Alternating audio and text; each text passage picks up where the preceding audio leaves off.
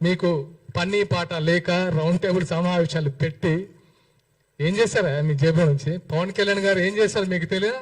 ఈ రోజు కాదు, 2009లో ఎక్కడో ఆదిలాబాద్ తాండాల్లో మంచినీటి సౌకర్యం కల్పించాడు. అప్పుడు మీరేం చేశారు? ఎక్కడున్నారు మీరు? ఎన్నో దాన ధర్మాలు చేశారు ఆయన. దాన ధర్మాలు కూడా అన్నాను.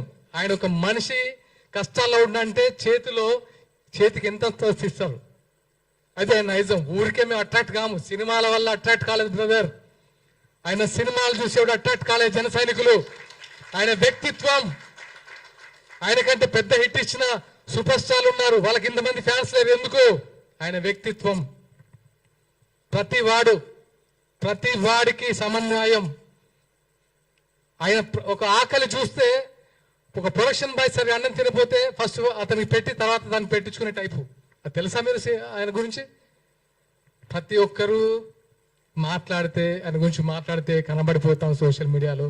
మన గురించి ఇలాంటి మేము వచ్చి మా బాధపడి ఇంకా చెప్పాలి. ఎందుకంటే ప్రతిసారి మీరు అబద్ధాన్ని చెప్పుకుంటూ పోతే ఇంకా నిజం చచ్చిపోతున్న భయంతో మేము వచ్చి ఇక్కడ కూర్చొని అది కాదురా బాబు ఆయన ఇది ఇది ఇది ఇది అని చెప్పి ఇంకెక్కడ ఫైట్ చేస్తాం ప్రజా సమస్యల గురించి? రెచ్చగొట్టద్దు బాస్. ఎనఫ్. మాకు సహనం ఉంటుంది. ఇక నుంచి ఇలాంటివి పునరావృతం అవ్వద్దు. ఇది ఈరోజు ముగిద్దాం ప్లీజ్. ఇంకా ఇలాంటి పవన్ కళ్యాణ్ని హైదరాబాద్ రాకుండా అడ్డుకుంటాం. ఎవరికైనా దమ్ముందా?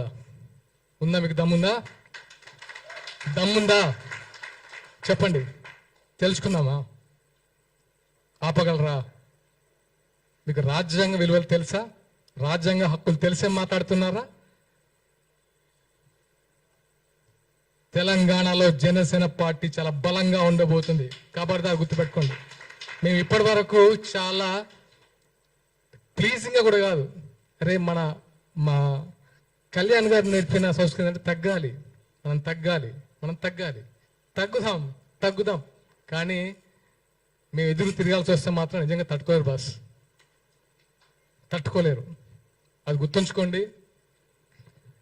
మరొకసారి చెప్తున్నాను, విమలక్క గారికి మనస్ఫూర్తిగా థ్యాంక్స్ చెప్తున్నాను. ఎందుకంటే నేను వచ్చేటప్పుడు అమ్మతో మాట్లాడాను. అమ్మ ఏంటిది ఇలాంటి సిచ్యువేషన్ క్రియేట్ అయింది, ఇలా కాదు కదా. తెలంగాణలో మీరందరూ మాకు ఒక మార్గదర్శకులు, మీరే ఇలా మాట్లాడితే మేమెవరిని మార్గదర్శకంగా తీసుకోవాలి అని అడిగాను. ఆ మంది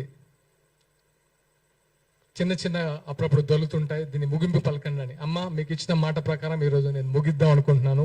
మీరు కూడా దయచేసి ముఖ్యంగా మీడియా మిత్రులకి కృతజ్ఞతలు తెలపాలనుకుంటున్నాను. ఎందుకంటే మా భావ ప్రకటన స్వేచ్ఛ కూడా మీరు 10 మందికి చూపించినందుకు మీకు మనస్ఫూర్తిగా కృతజ్ఞతలు. అండ్ జనసేన కార్యకర్తలు అందరూ నొచ్చుకోకండి. ఎందుకంటే ఇప్పుడు యాదగిరి గారిని నేను కూడా మీరు అన్నట్టు మాట్లాడితే మీకు ఫ్యామిలీ ఉంది, భరించగలరా? ప్రొఫెసర్ నాగేశ్వరరావు గారిని మీరు భరించగలరా? మీ ఇంట్లో వాళ్ళు. మరి పవన్ కళ్యాణ్ గారి ఫ్యామిలీ ఎన్నిసార్లు భరించాలి సార్? ఎంతమంది భరించాలి? అక్కడ ఏపీలో వాళ్ళైతే నోరు పెట్టాలని తెలిసిందేగా. ఇంకెంతకాలం భరిస్తాడు ఆయన? ఆయన కూడా సహనం ఉంటుంది కదా. ఇంకానా 3 పెళ్లిళ్ళు 2 పెళ్లిళ్ళు ఏంటి బాస్? ఇంకా ప్రపంచంలో ఎవరికి సిచ్యువేషన్స్ వల్ల అవ్వట్లేదా? ఆయన ఏమన్నా రాజ్యాంగ విరుద్ధంగా చేశారా? ఆయన ఏమైనా హింస పెట్టారా వాళ్ళ వైఫ్స్ ని? వాళ్ళే బయటకు వచ్చి ఆయన గురించి గొప్పగా చెప్తారు. మీకు వచ్చే నష్టం ఏంటి?